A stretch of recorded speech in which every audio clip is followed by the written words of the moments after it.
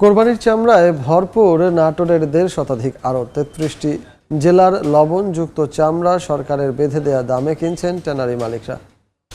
এই মুহূর্তে সেখানে আছেন আমাদের সহকর্মী আল মামুন। আমরা সরাসরি চলে যাব তার কাছে।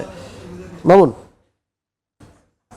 ইতিমধ্যে কিন্তু দেশের ৩৮টি জেলার চামড়া কিন্তু এই ১.৫ শতাধিক আড়তে এসেছে। আমরা যেটি দেখতে পেয়েছি ১.৫ শতাধিক আড়তগুলো চামড়া ভরপুর হয়ে সেই চামড়াগুলো বাইরেও কিন্তু রাখা হয়েছে আড়তগুলোর সামনে, আড়তের জায়গা না হওয়ার কারণে। এই ব্যবসায়ীরা যেটা বলছেন যে গত বছরের তুলনায় এবার কিন্তু চামড়ার সরবরাহটা বেশি হয়েছে। তার কারণ হিসাবে তারা বলছেন নগদ টাকায় চামড়া বিক্রি হচ্ছে এবং ট্যানারির যে মালিকরা সেটি সরকার নির্ধারিত দামে কিনছেন।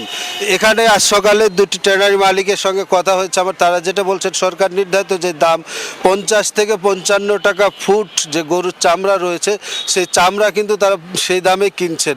তবে খাসি যে ২০ থেকে ২৫ টাকা ফুট চামড়া থাকলেও নির্ধারণ করা থাকলেও সেটি কিন্তু ঈদের তৃতীয় দিন থেকে গত এক সপ্তাহ পর্যন্ত ১২০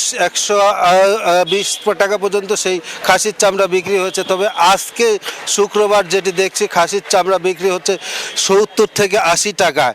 তবে গরুর চামড়া যারা নিয়ে আসছেন দেশের বিভিন্ন জেলা থেকে তারা কিন্তু মোটামুটি সন্তুষ্ট থাকলেও খাসির চামড়া যারা নিয়ে এসেছেন তারা কিন্তু বলছেন যে তাদেরকে ঠকানো হচ্ছে এবং দাম কমিয়ে দেওয়া হয়েছে।